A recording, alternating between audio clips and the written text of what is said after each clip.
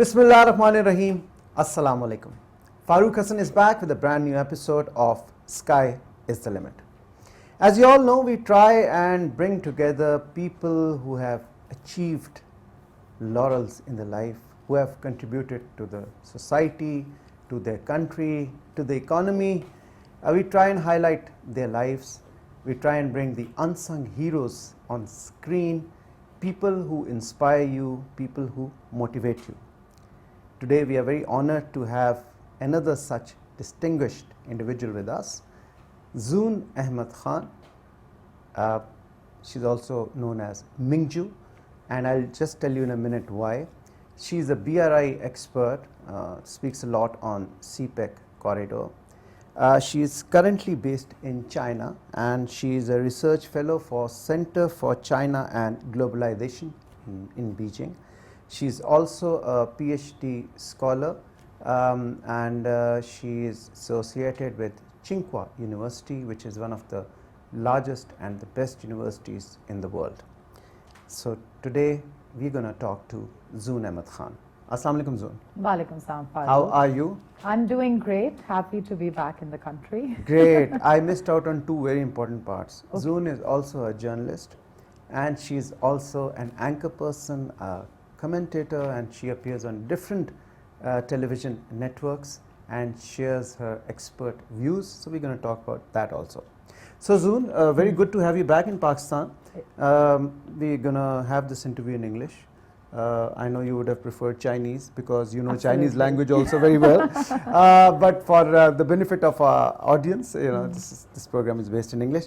So tell me, you're coming back after some time, after COVID ended, right? Well, Absolutely. it's not ended technically, but it's calmed on down. yeah, that's it. Yeah, It's exactly. calmed down a bit. Calmed down. Very true. So I've been basically living in China for 7.5 years, almost 8 years. Oof. And in that period, you know, because being a Pakistani who went with the perspective to think about how Pakistan-China relations can also be enhanced, I would be back at least twice or thrice every year. Okay. So COVID was definitely the longest period I've been away from Pakistan. And you were at the epicenter. China Yeah. is where it originated from, and there were so many specific lockdowns and, you know, strict measures that were in place. So how did you, can you just tell us about your stay in China during the COVID era? You know, so I was in Beijing. I've been based in Beijing throughout, which is obviously, it wasn't the city that was the first where the COVID cases started proliferating the first time. That was Wuhan.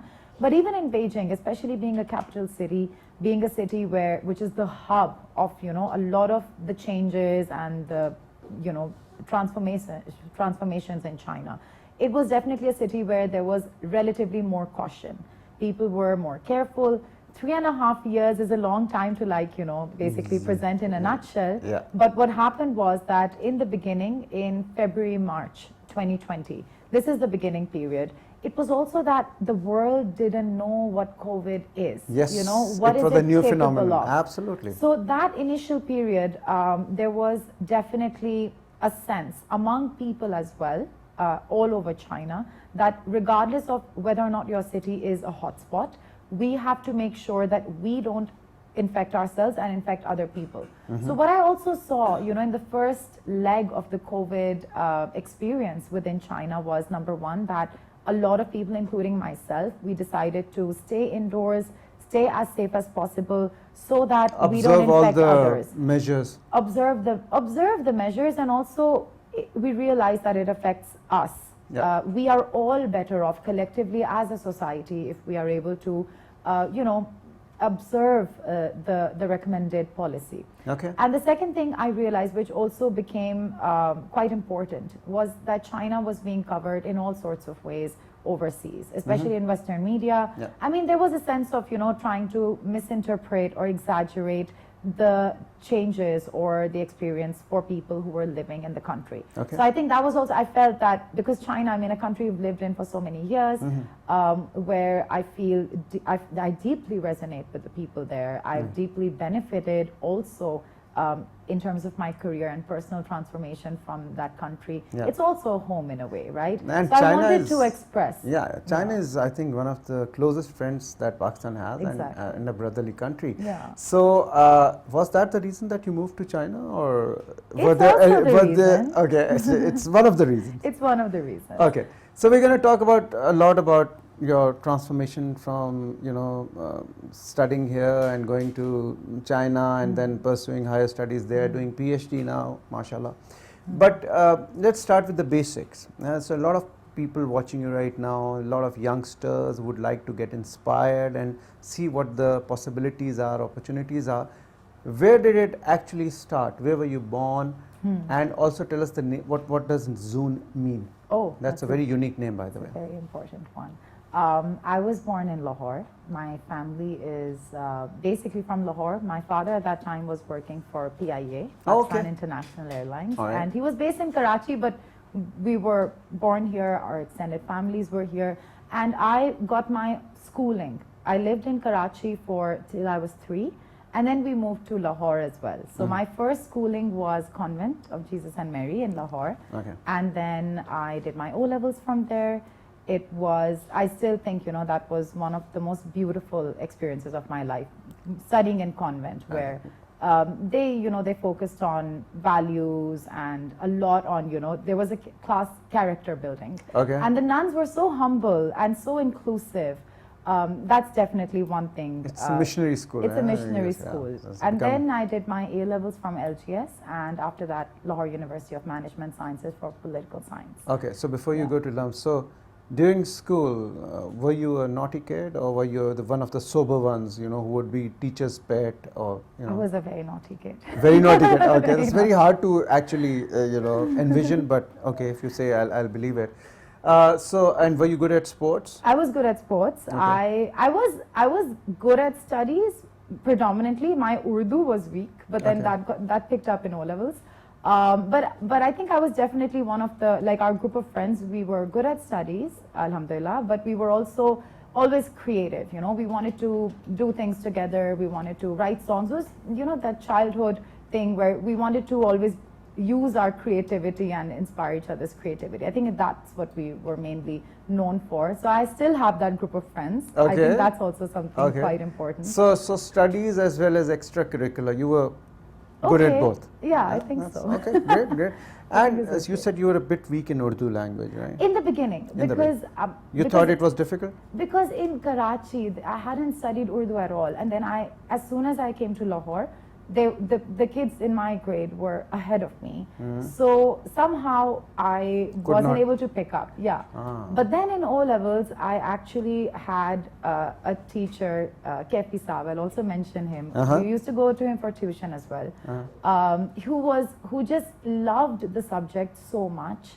And the way he would explain the stories and the poetry, since then I love He instilled that feeling in you. Definitely. And I always give his example, whenever I'm talking to younger people who find some subjects difficult, etc. I'm like, if you find a teacher whose wavelength matches with yours and who's really passionate about the subject, then that will change. Any subject. Any subject. Can so be. that you said it very rightly, because for a person who would find Urdu difficult, how would that person cope up with Chinese language? Because Chinese is probably one of the most toughest and difficult to write and to actually communicate in.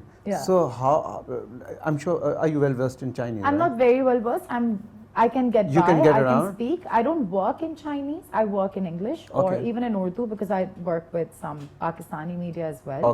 But I studying there and Tsinghua University exposure and then being there for 8 years, I'm sure, having friends there and socializing and all, I'm sure you must have picked up quite a quite a bit. Quite a bit. Is it a difficult language actually? I would say, so in terms of structure, it's quite straightforward. Urdu structure and French and Persian, these are very difficult structures for people who are learning. So in Chinese, you say something like I did this. Past tense, present tense, they don't have gender. In Urdu, you know, everything has a gender, right? Yes. French, Farsi, these languages have gender.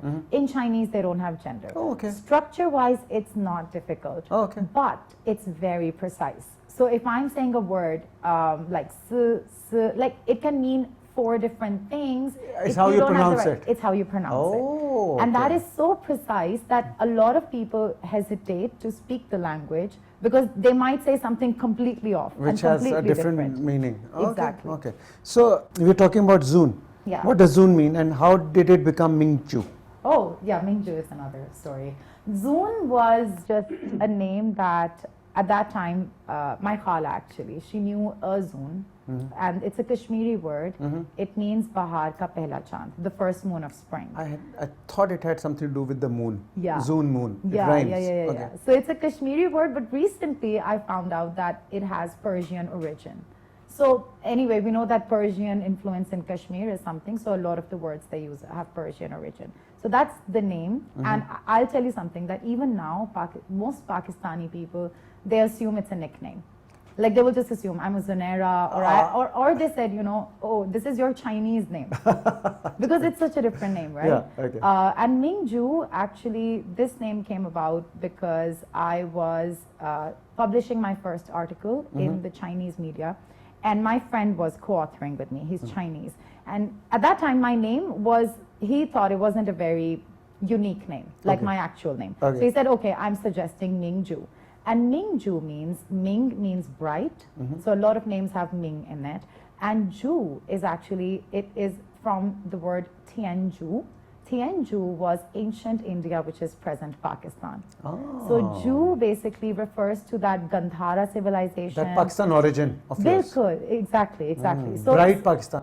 Bright, ancient, like that region, you know, and that region, I mean, any Chinese person who has heard my name, they say it's such a beautiful name because it does 2 things.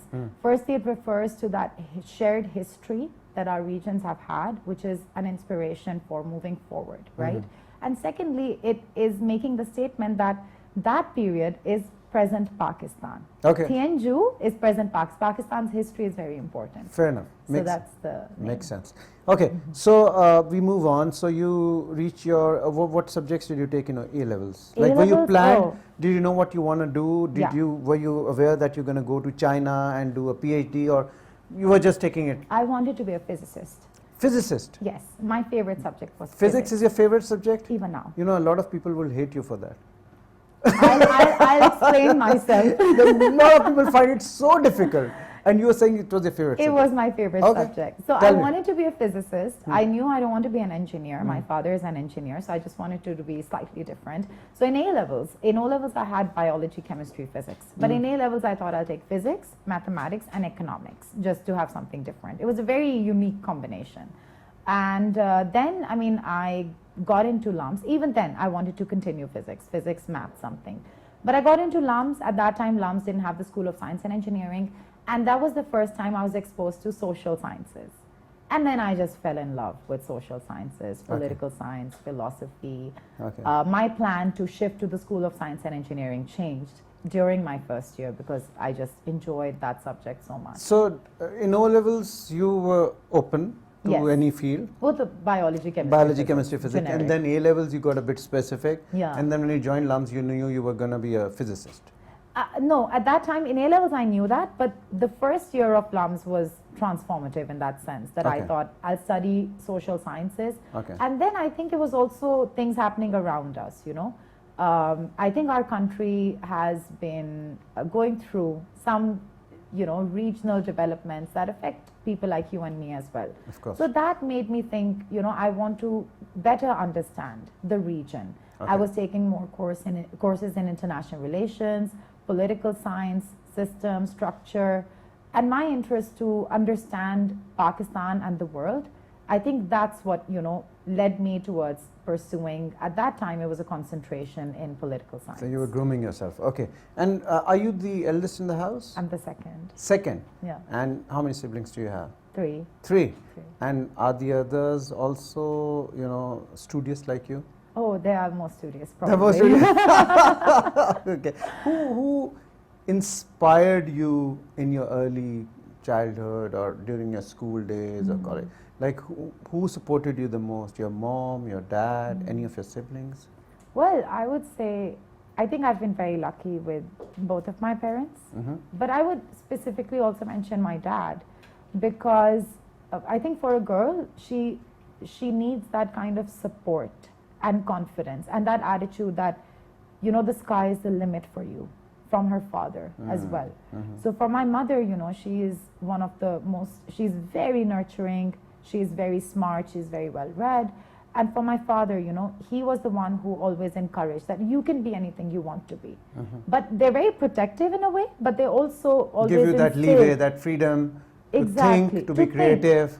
Like I can have a conversation about anything, political, social, anything with my father and my mother. And the other thing that they did was they tried that we travel as much as they could arrange, And you know. being in PIE helped. Yes, being in PIA helped. Okay. But it's also priority. So I think course, they were of all about, okay, get exposure. Even now when I'm in China, my father tells me, get any embassy you go to, anything, get the visa, travel, even if for 3 days, because traveling will open your mind. Yeah. And it's Yes, a very that's the important. best way to learn actually, Yeah. and if you travel. So you completed your degree at LAMS, Yes. and then what happened? Then I started working with Jahangir Karamat's think tank. He had a research institute in Okay. Lahore, Okay. Spearhead Research. And I think that was also very Learning a experience. great experience for me. Okay. He's very well read, he's very well informed. I started writing many articles on international relations, regional policy. This was right after LAMS? This was right after LAMS. And yes. like how did this opportunity come by? Like did you plan it? Because most of the students when they graduate they want to have a job, steady Yeah. job, you know, Yeah. which will pay you more and you can enjoy life and all. And going into a think tank is probably not one of the things that you'd like to do in your early career. You know, most of people come to think tanks when they are on a retired level or Really? near to retirement. Well, I'm I've here to noticed begin that. with. I'm in China, so I think that just like removes. No, but I really didn't see any point. Like for me, what I studied was whatever I felt, you know, that if I am in this world, you know, whatever, and the things that affect me, the things that I want to understand and somehow contribute to. For example, traveling to the States a lot while I was in LAMS with my family, I would go. It opened me to the misunderstandings, the way many Americans, you know, think about Muslims or, you know, their biases. So my motivation even to study was that I want to learn better so that I can communicate my country, my identity You can better. present Pakistan in a better way. Exactly. Okay. So even then the first thing that I wanted to do when I graduated was to continue that learning. So for me, Spearhead was really a continuation of learning better, being able to write.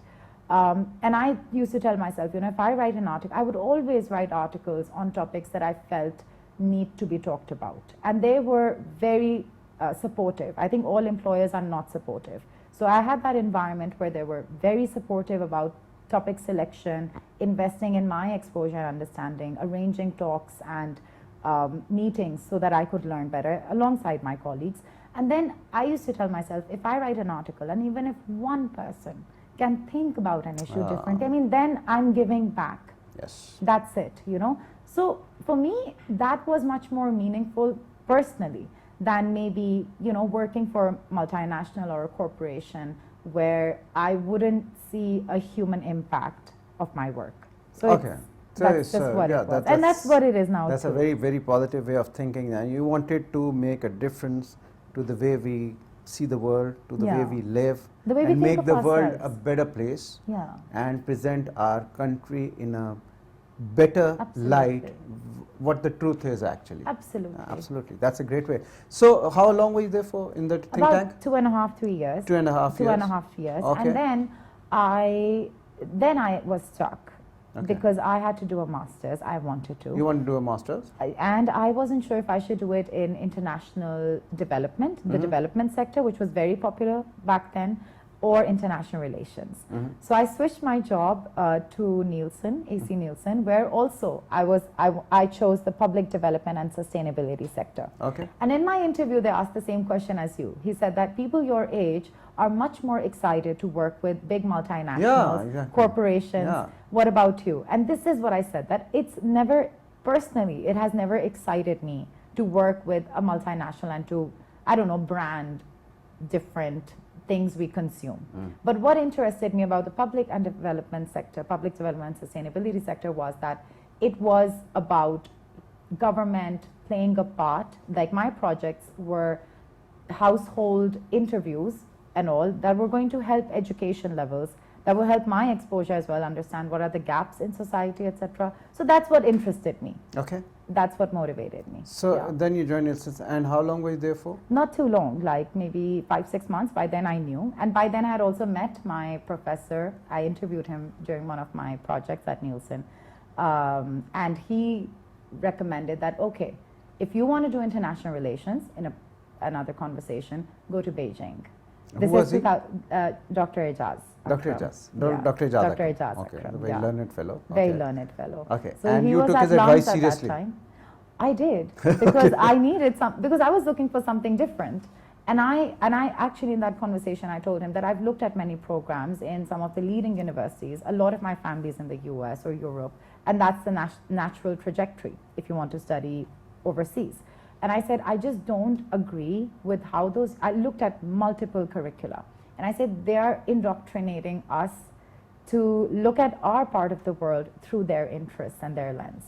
And if there is a country that is going to lead us even faster towards a multipolar world, we talk about a unipolar and multipolar world, right? If there's a country that's playing a very important role, it's also a friend country, it's China. So that was, that his advice deeply resonated with me. Okay. Plus in my own writing, since 2012, 13, I was increasingly writing about the Shanghai Cooperation Organization, about the Asian Infrastructure Investment Bank. These developments. There are a natural inclination towards. It was just exciting to see a country and regions that are not the status quo powers taking initiative and expressing themselves in their own way and creating mechanisms to address our challenges, our opportunities in a way that we determine. You know, this is our struggle, right? Absolutely. This is it, like the global south that we talk about it. And for Pakistan, anyone, we want to go back to that mindset. We are equal actors in this world. We have an equal ability to contribute. Absolutely. So this, I mean, yeah, all human beings. That's another way of looking at it. Absolutely correct. And then I think the life-changing or the game-changing initiative came, and that was of BRI and the CPEC. Absolutely. So we were going to talk about that also. We're going to take a short break soon. It's a very interesting conversation. I'd hate to break it, but you know, we need to take a break. So don't go anywhere. Zoon is right here. We'll be right back.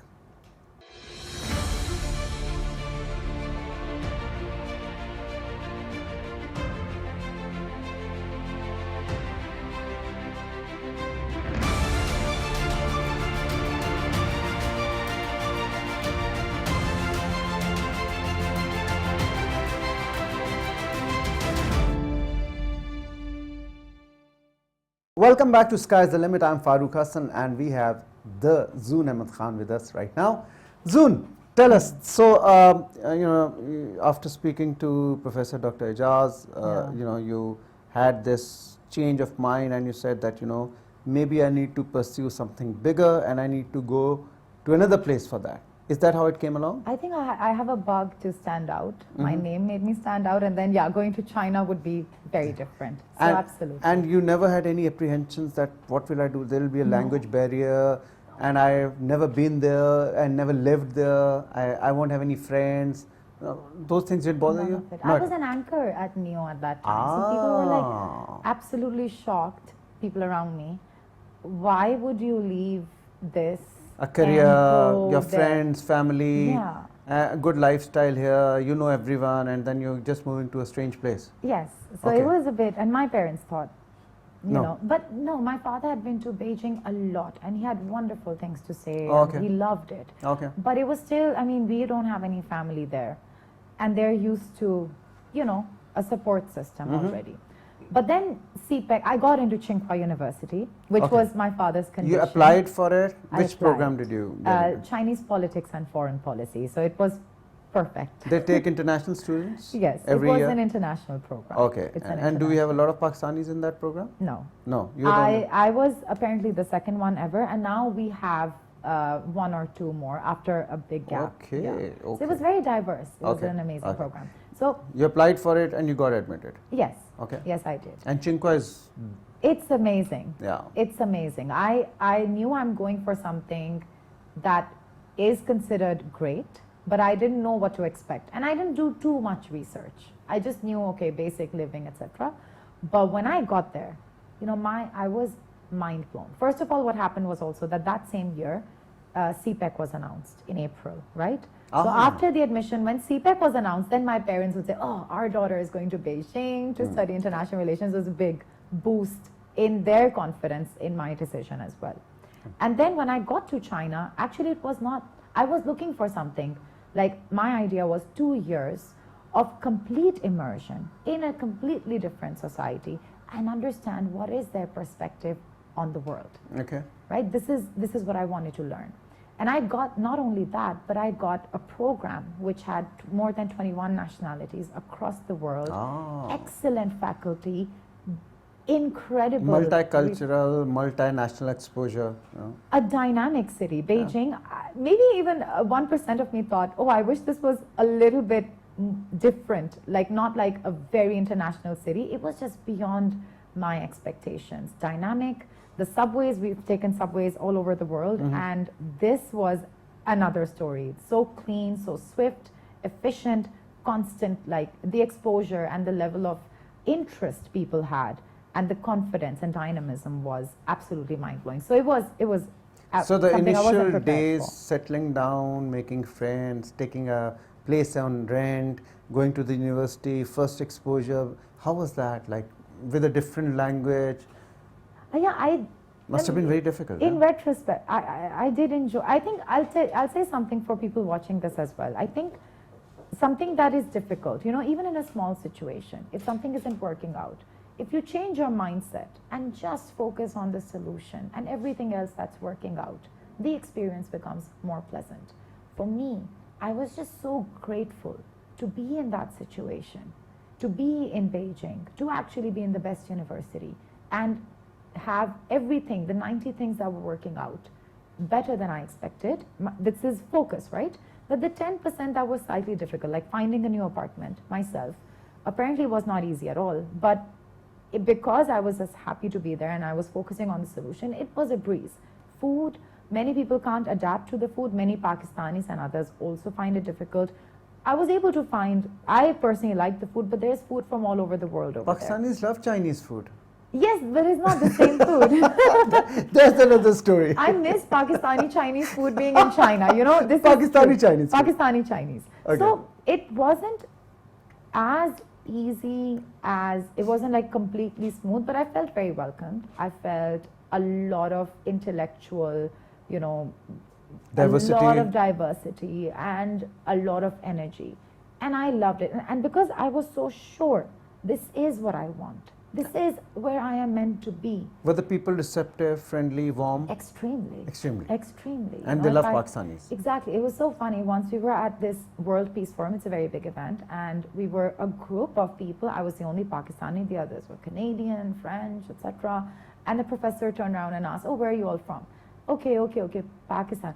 Wow, Pakistan, Batiye. He was so happy, and then my Canadian friend just was like, wow, you know, like we also want to move to Pakistan. we also want to, exactly. Like for me, it's always been, Yeah. even today, you know, as a of cab course. driver. And that's our identity, of course. Yeah, the warmth is there. Yeah. And also because of the Belt and Road, it started out, I think it's from Allah's grace that I ended up there at a time that It was taking off. It was really taking off, you know. So what I was learning, what I was understanding is something I'll always be grateful for.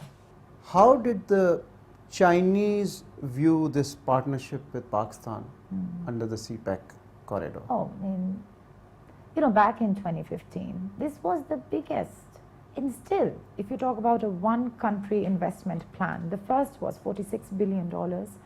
It was everything that Pakistan wanted as well: energy infrastructure, transport, special economic zones. Countries across the world were also not investing despite all the promise that Pakistani society showed. So from the Chinese side, it was obvious that if there is one country that is China's best friend all through time, that is Iron Brotherhood. All-weather friend. All-weather friend, right? It is Pakistan. And the confidence, the interest, you know, to see how these investments and this point of view, this way of helping a country develop and actually addressing its the core challenge which all countries have, improving the quality of lives of ordinary people, right? This is China's quest, this is Pakistan's every country, this is what the primary focus should be. So there was a level of energy, enthusiasm. In fact, when people found out that I have a media background as well, and not at that time, I didn't know anyone who was studying international relations from Pakistan in China at that time. Okay. So automatically, a lot of media, a lot of think tanks were also interested in cooperating. So I started working with media even while I was doing my master's to help them understand Pakistan, to also understand the questions they ask about Pakistan can help you figure out what is their point of view and Absolutely. perspective. How they're thinking. Exactly. So the thinking was obviously that, you know, this was, if you look at globally, this is China's, the Belt and Road Initiative is China's reform and opening up 2.0. This is about China's domestic success, obviously, but also that now is the time to think about addressing the greatest challenges that developing countries across the Eurasian region and beyond face, which is better infrastructure, swifter allocation of resources, education, etc. So, long story short, there was a lot of enthusiasm to make these developments successful, and Pakistan was, even in the second Belt and Road Forum in 2019, Pakistan was the exemplary country in terms of, you know, how fast the projects were being how CPEC was being rolled out. was formulating. So it's been the flagship project, and people, ordinary people, think tanks, you know, then that trickles down throughout society. Okay. People are looking for opportunities in Absolutely, absolutely. Now you completed your masters. Yes, that was in 2017. 2017, and then you enrolled for your PhD program? No. Then I started working at the Belt and Road Strategy Institute at Tsinghua University, Okay. which is something that I did for three and a half years. Yeah, Mhm. and then in 2020 I started my PhD. Again, because I think working between my bachelor's and master's helped me be so sure what I want to do for my master's. So I wanted to work a bit more and then be Get that really practical sure. exposure and then decide for yourself where you want to head out to. And what's your thesis for PhD? Like, what are you specializing in? Well, I'm specializing in Chinese foreign policy towards the global south. Okay. And what I want to look at is recognition or revision. How China's, especially because the Belt and Road Initiative is now the Global Development Initiative, the Global Security Initiative, the Global Civilization Initiative. There are many tracks on which China is consolidating the cooperation with China, especially with the Global South. And we see an increasing alignment between the Sustainable Development Goals and China's cooperation with the world. So any initiative will be also gauged by to what degree is it helping China and another country address the SDG Sustainable focus. Development Goals, yeah. So I'm looking at like that alignment and the evolution of Chinese cooperation with the Global South. That's absolutely amazing. Tell me one thing. You've lived in China for 8 years. You've been involved with this PRI initiative. You've attended a lot of seminars, conducted a lot of workshops. You've represented Pakistan at different forums, youth forums.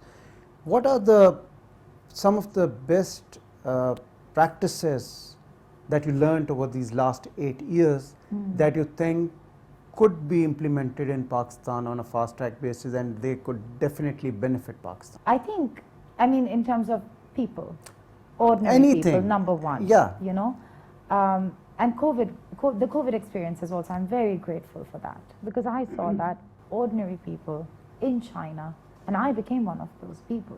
They were not thinking about their own safety, they were thinking about everyone's safety. You know, collective mindset. It's about duty and rights.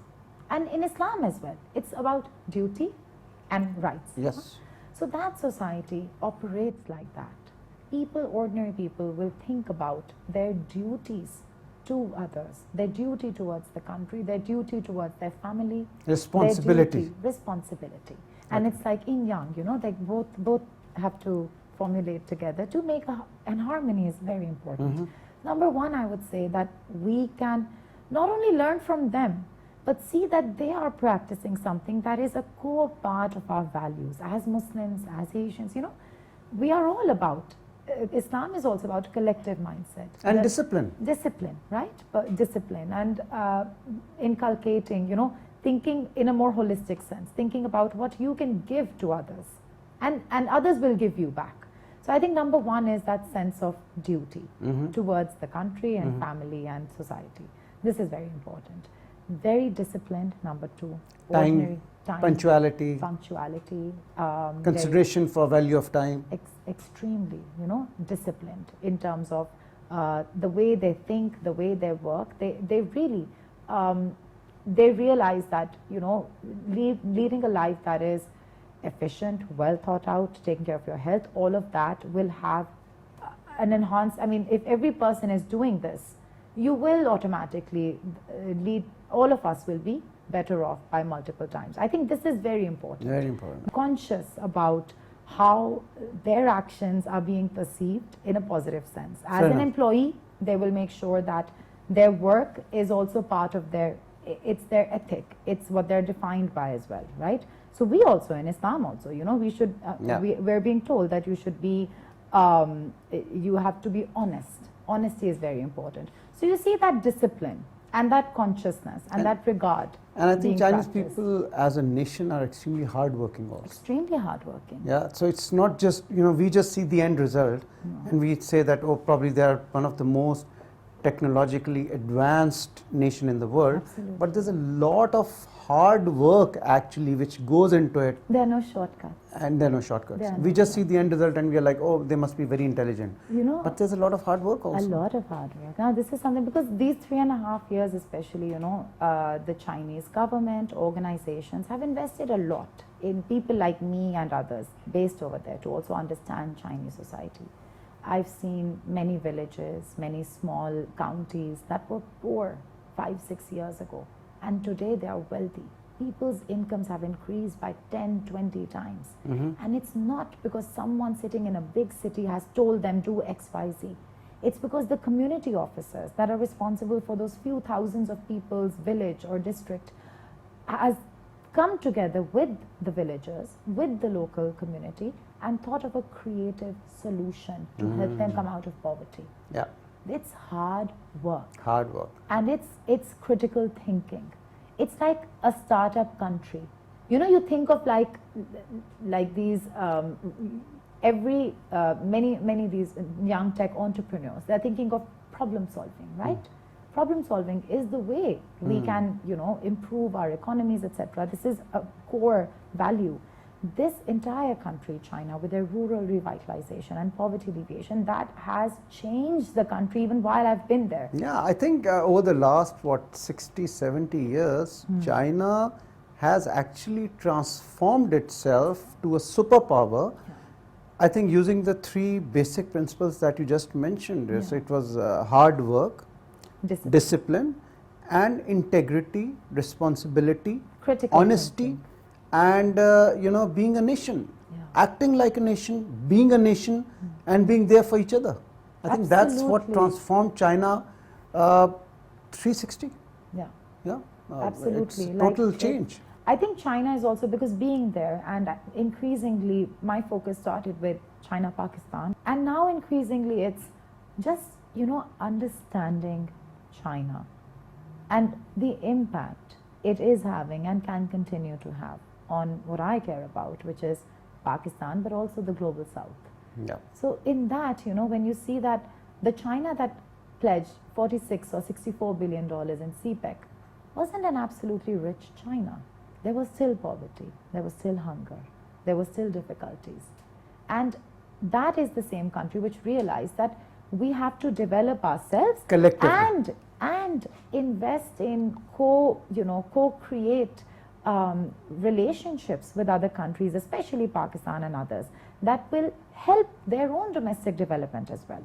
So everyone grows with that. Together. Yeah. Exactly. So something I also think Pakistan, all countries can observe with China and learn is that any solution has to be unique to you.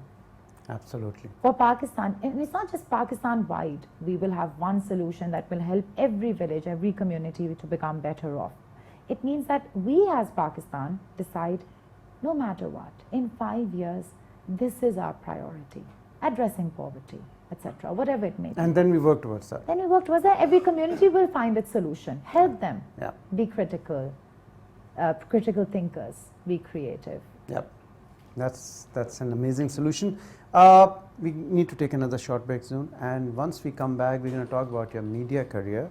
You've been a journalist, you are a journalist, you've been an anchor person, you are a commentator, you've done a lot of programs in China and in Pakistan also. So we're going to talk about that and some of your personal goals, what you intend to do in future. But for that, we need to take a short break. Don't go anywhere, we'll be right back.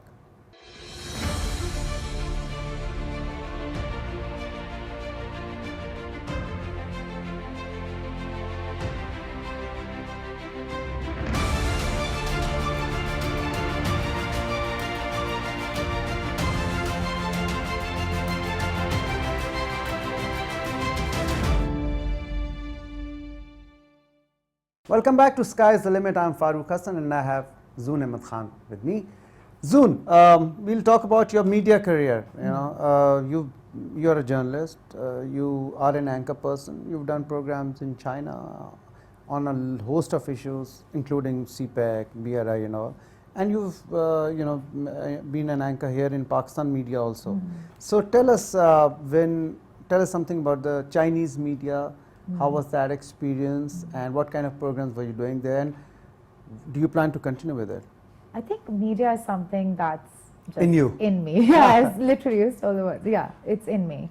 And in Pakistan as well. I mean, it started with, as I mentioned, Neo TV. That was also a program. It was in Urdu, so I think I worked harder to pull that off. Okay. In China, my topics firstly started with China and the Muslim world, also CPEC, BRI. And I firstly, because I had anchoring experience, short interviews or vox pops, and at times I was also being interviewed because my topic is international relations. So it's quite interesting, like if I try to explain. You were on both the sides. I've been on both the sides. In 2018, I started a program, Belt and Road Face to Face with China Economic, and that was being aired on Pakistani media. And that was a panel discussion. So this is how it started. I also became a relatively regular commentator on China Global Television Network, where topics could be current affairs, but international. Yes, CGTN. That's the state media? It's a media. It's it's a state media. Okay. All right. Okay. And you continue writing articles also, right? I do write. I wish I was writing more frequently than I am these days. But I do write. I write some reports as well, even with CCG, Center for China and Globalization, the think tank. We are the leading private think tank in China, one of the leading in the world. And the work over there is also that I would organize different events, webinars, etc. I'm also, because I'm a host, so some of the higher level events that we are doing, I'm lucky to be going as a host or organizing the panels, etc. Okay. So that's what I do, because I think, like I told you, when I started writing articles back right after graduating from LUMS, my inspiration was that if I can change even the way one person thinks, and my job is to learn. That is so lucky. Yeah. And you continue to learn till you go to their grave. Basically. Exactly. So if your job is to learn and you are able to get inspired by people, and maybe one or two people will think differently about any topic. Yeah. That's what any change that you can make, a positive change, so absolutely that counts. And you never got fascinated with the other forms of media or arts, like performing arts, like acting, or singing, or singing I can't. I wish I could. I can't. Okay, my mother would also say. No, my mother would. No, don't worry. I'm not going to make you sing. I'm not going to make you sing here, but that's okay. Yeah. That's fine. And what about acting and acting? I think as an anchor you are acting. Okay. In a way. No, but like, have you ever thought of working in a drama or not performing? Yet. But you want to? No, I have thought about it. Some conversations have happened, but not seriously, not yet. But why not? Because I do think as an anchor, you're trained to act. Yeah, because you carry a label that everything you do is academic. Yeah. The programs, the writings, the anchoring, the commentaries. studies, the commentary. So there's no exposure to the other part. Yeah, the soft side. That right. Soft side. No, I'm just soft image. I'm promoting a soft image. No, I love. I don't know if this is, but I one of my hobbies is like Kathak dancing and all. Okay. I really like that. Okay. And over there, like I was also like I've informally taught some people this kind of thing. That's my hobby. My work is also my hobby. I love what I do. Okay. But I have other more fun hobbies, if that's okay. Yeah. Okay. So Kathak is also hiking. all about balancing. Yeah, like it's discipline. Okay. It's about like. And you like hiking also. I love hiking. Okay. Swimming, awesome. sports, but hiking. I love mountains. Great. And so Islamabad is the place for it. Islamabad is And the in place. China, did you go hiking? A few times, but my favorite was Tibet so far. Okay. Tibet was just. It was just like our mountains. Okay. Very similar. And so did you find any way of different way of working in like the Chinese people in media and the Pakistani media? Like, is there any change? Is it the same? Change? You tell me. No. Do I look like a very different? I haven't worked with Chinese media, but I'm just saying, like working in China. Okay, I'll give an example. Yeah. So if I'm going as a commentator on Pakistani media, we say this is the topic and we just go with the flow. Yeah. Right? Yeah.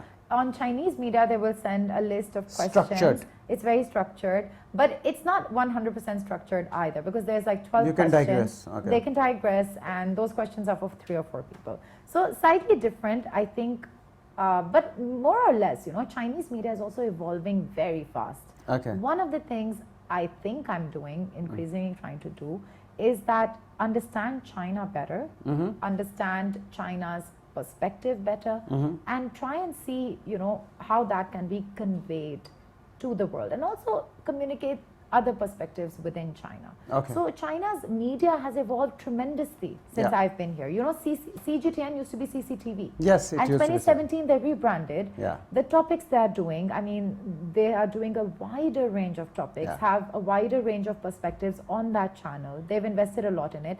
So I think that is also a learning in itself. They have to engage changing. 1/7 of the world's population, so they have to evolve. They have to evolve. Exactly. Exactly. So tell me, do you plan to continue with your media career alongside your academic career? I do, but it depends. It depends on how things shape up. So I was saying that, I think once the PhD is also, I'm working at the think tank. I continue as much as I can, as much as I'm wanted as a commentator, as an anchor. And the PhD is part of that process. My topic is quite linked with the kind of topics I'm doing and my living there. Yeah. So I think once I'm done with the PhD, that would be another 2 years? Another 1 or 2 years, about 4 to 5 in total. Okay. Then I could choose a part-time academic path, or I could do media. But what I really want is, at that moment, I'll know what is the best option for me. But these 3 things, academia, think tank, and media, basically diplomacy, right? These connect. They basically connect. Absolutely. And I think an anchor who also has some academic background, who has some diplomacy interest, that kind, in my topic, in international relations, can have his or her own unique perspective and unique contribution to the field. And even as an academic, if you have media exposure, I think that can add to the academic side. It definitely so these 3 legs helps. But what we at Pakistan, what we all would want you to do is what we would like you to do is to come back to Pakistan after your PhD and share all your learnings, teach all the youngsters here, inspire them so they can also work on the same model and we could be like China or better than China.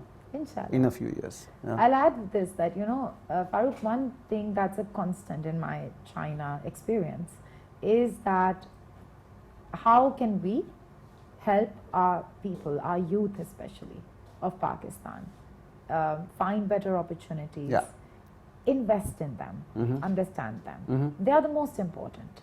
And I think in China, the constant has been whatever way I can find over there, in my humble and limited capacity, to learn from Pakistanis who are based there, Yeah. to encourage more Pakistanis to come there, Yeah. to get technical and vocational education, to also encourage Chinese universities and institutes to open their branches in Pakistan. Yeah. You know, Pakistan is a constant Yeah. for me being there. Yeah. So anyway, you know, if any way we can give back, and giving back is not just one-sided. You learn from that as well. Absolutely. You grow from Absolutely. Zoon, we have paucity of time. I would love to continue this conversation, speaking so well.